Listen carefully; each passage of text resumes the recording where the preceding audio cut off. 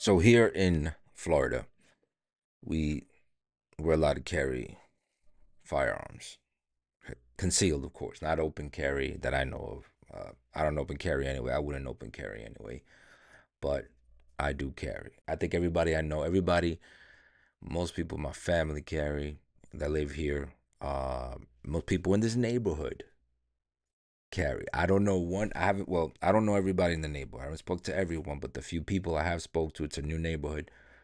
I know they all have at least one firearm in the house, at least one, and some have more.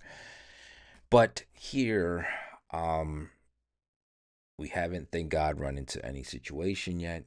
And this isn't a video where I'm going into, oh, you gotta carry, oh no, don't carry anything, because whatever.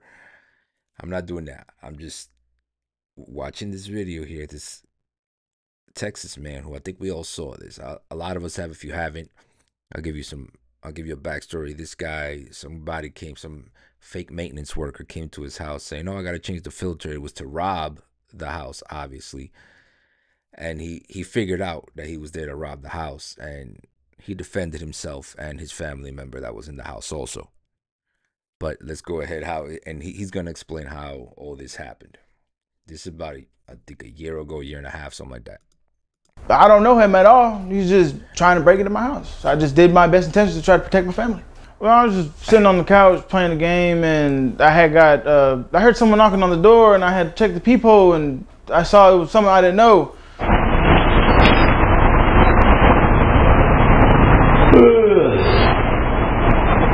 So I just left it alone, went back to go play the game, and then he rang the doorbell, my Ring doorbell. So I just got up, went to the restroom, went to my closet, and I answered, and I just told him, "Hey, what's up? Basically, how can I help you?" Can I help you? Oh yes, they came to check your air filters. Bro, I'll be honest with you. I don't care about stereotypes. I really don't care. If you come to my house to work on something in my house, you know what I'm saying, looking like you just got out of a music video, I'm not gonna open the door for you. I'm sorry, I'm not. You're like, hey man, I'm here to work on your AC, on the AC vents or whatever. You know what I'm saying? But you look like you just came out of a, rap music video, some gangster rap video or something. Nah, I'm not. I want that dorky guy with the shirt tucked into the slacks. You know what I mean? And if he has to work, he could be wearing jeans, but I want to see a logo. Maybe a little hat with a logo on it, and if it's a personal business, at least dress a little more appropriate. I'm not sure. This is 38277. Telling me that he was maintenance, and he needed to come check my air filter, but I knew it was a lie, because last time we had tried to get our maintenance to get our air filter changed, they told me they couldn't do anything about it.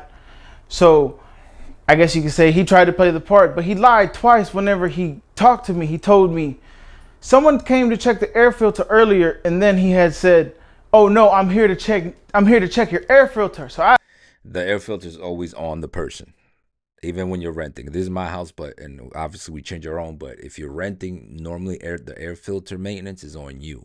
Normally, it could be some. Every apartment I've lived in has been on us to change the air filter. I felt suspicious about it anyways. Plus, he had on I guess it looked like a tracksuit. He had on blue sweatpants with the black shoes and I think it was a blue sweatshirt. And then he had the bandana on, but he was playing the part. He had the whole notepad and everything. He was trying to even went to the back door or the people in front of us to act like he's gonna check their air filter too. But basically told him no one's home. He got to come another day. He just told me, all right. I closed my phone, came back to play the game. So at this point, what are you thinking is going on? I wasn't thinking anything. I was just like, oh, well, I guess someone just wanted to get something, or just, I don't know, just maintenance, I guess. No. Yeah, we're checking the air filters. Oh, nobody's home right now. You'll have to wait till another day. Oh, much appreciated. Yeah. 872.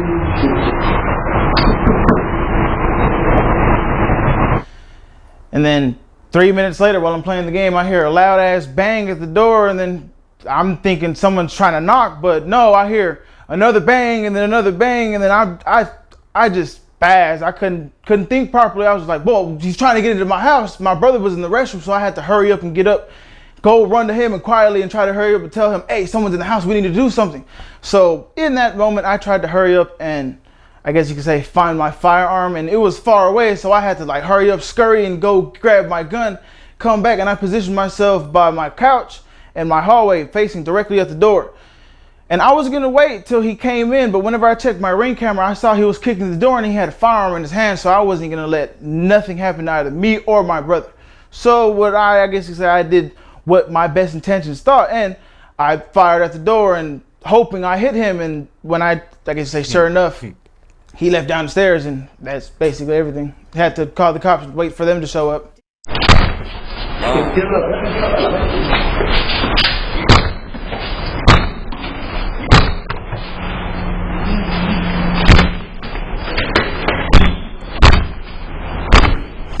Aired it out. Bro, and he's lucky it was a handgun, because some people here have rifles. I think he shot with a 9. I don't know what it was, but some people got rifles. Some people like me and other people around here, we got rifles, bro. And you better get in that house fast and do what you're gonna do, because if you're doing this and you can't kick that door down, you're gonna get aired out either by the neighbor or by that house owner.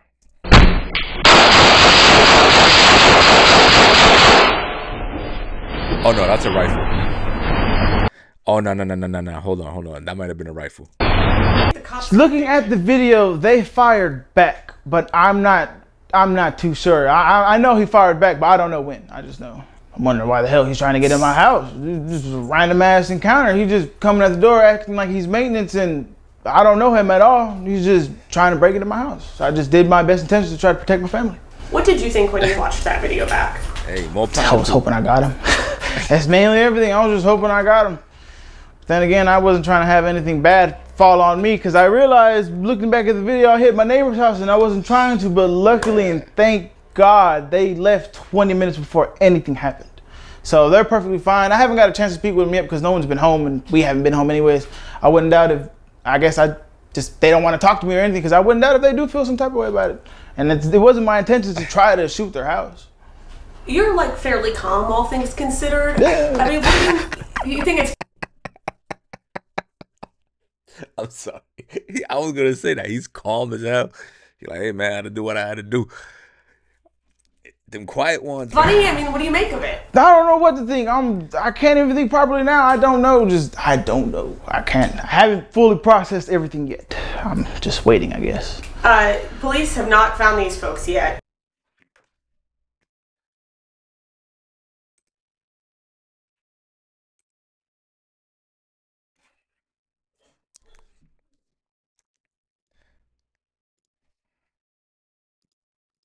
Yeah, not to my knowledge. They have not. No, they told me they have not. Okay. So, if in the off chance the people who did this happen to see our report tonight, what would you want to say to them?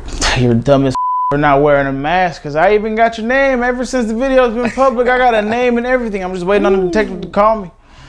And hopefully, and wondering, we also have a GoFundMe, and I'm wondering if anybody could try to, I guess you could say, help us out. We're literally struggling in this bad time, and just everything, I can say, after this happened, that was the straw that broke the camel's back. There we go. Like, everything just fell to hell. Like, everything. What do you mean? What did you have going on before? No, I guess you can say we're just living paycheck to paycheck here. It's hard to pass by with everything being so expensive now. Rent's getting so high, and with the heat and everything, electricity's been up so much. We have nothing, I guess you can say, to spare. We're living paycheck to paycheck, trying to pay for what we have. We're moving. Yeah, we're moving out. We already called the leasing office. We're trying to get everything fixed out right there, but now we're trying to fix the door. They after the incident, we called them, and I don't know how they don't have no doors to replace, so we have to wait till today supposedly, but I don't even think the door is going to get replaced today. So it's just everything's falling apart. We're trying to figure out where we're going to stay. We have to move everything out of this, and it's like we have no help basically. It's just hard for us. You can't. That's crazy, son. Can't stay here. We can't stay here. Yeah, after this, how are you gonna stay here when you can't even close the door? That's sad. Look at all them. How did you feel coming back in here today? Yeah, it's sad looking at it. Just work so hard for all this just for someone to mess everything up. Just no words can be spoken to express how I feel about this. You rent this place, I assume? You own it? This is my wife's apartment. But it's a rental? Yes. Oh, they told me I let off 13 shots. I couldn't believe it. But then again, I did empty the clip. It's kind of surprising really looking at it, for being real honest. I wouldn't have expected me to let off so many shots, but then again, I was in fear of my family's life. Hey, get it. If his wife and kid would have been there, he probably would have let off more. He probably would have reloaded. There wouldn't have even been a door. Supposedly, this one right here and this shot over here are the shots that he let off himself. Yeah, if I didn't think fast enough, me and my brother probably would have been dead today.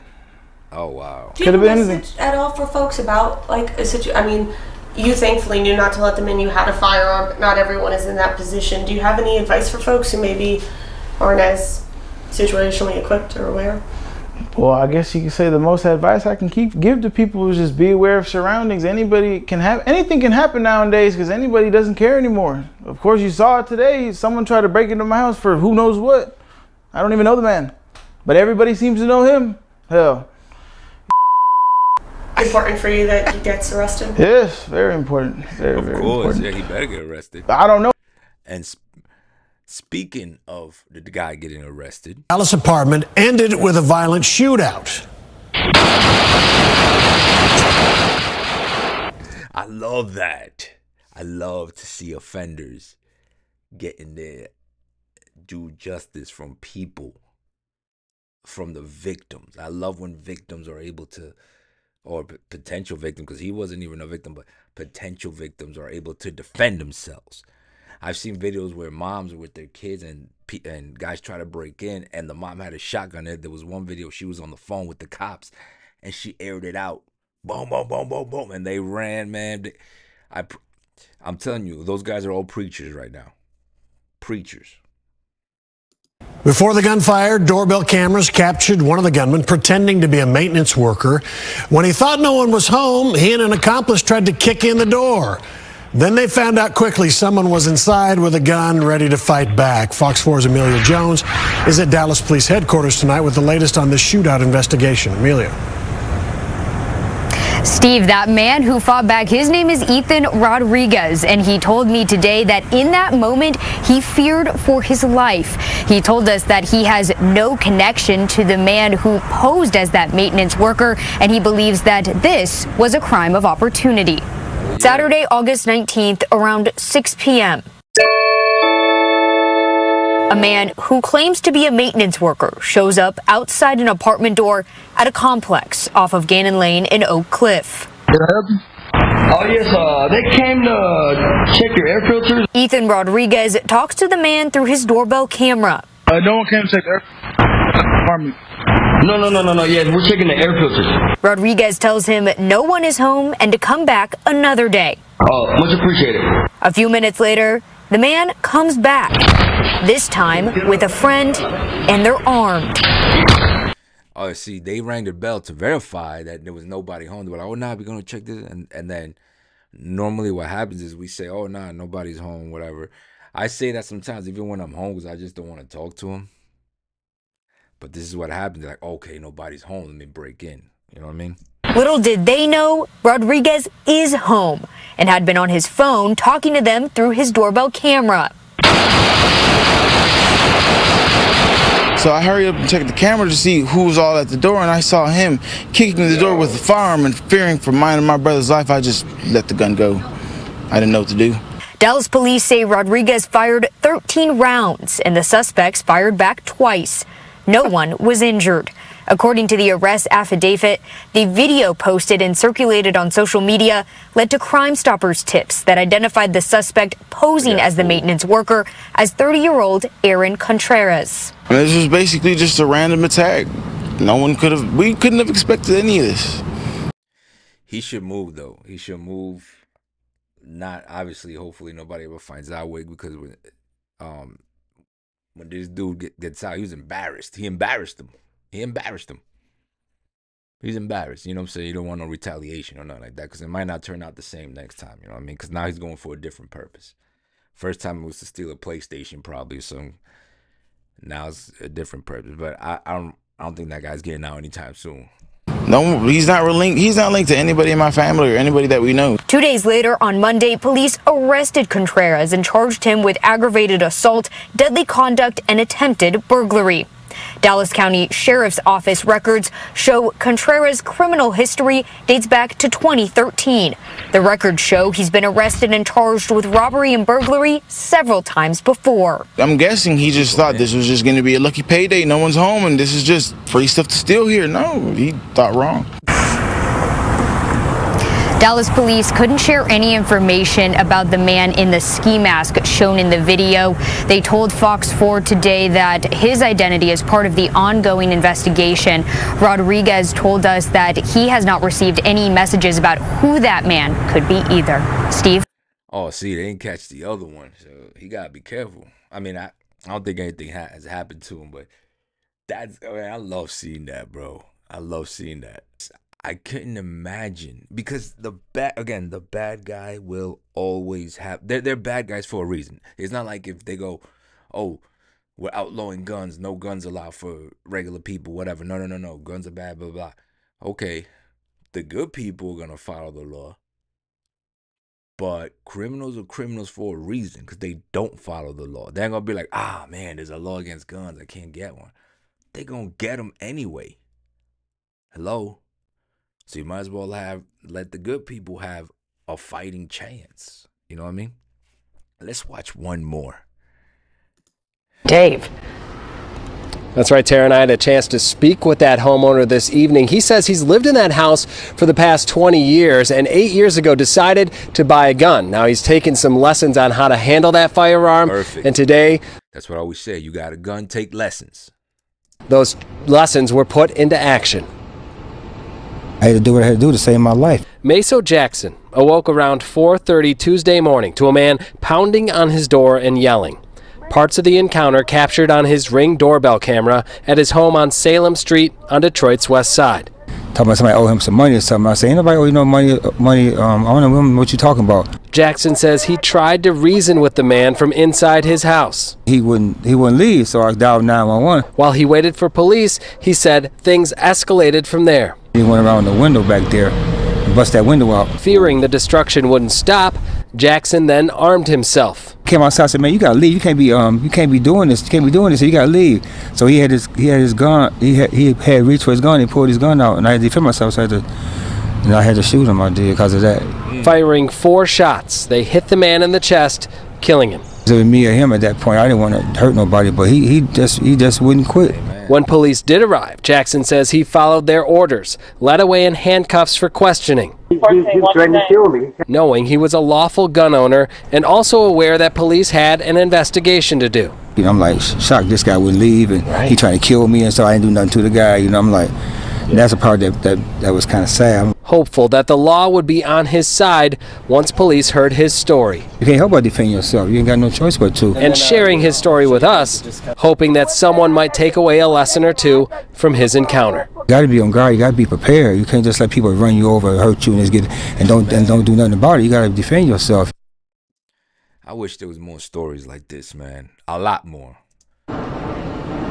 And Detroit police did confirm they did take away Jackson for questioning and kept him in custody for several hours before releasing him without any charges. But ultimately, it will be up to the prosecutor's office after they review the entire case to decide what, if any, charges may come of all this. Reporting live tonight, Dave Spencer, Fox 2 News. What damn charges, man?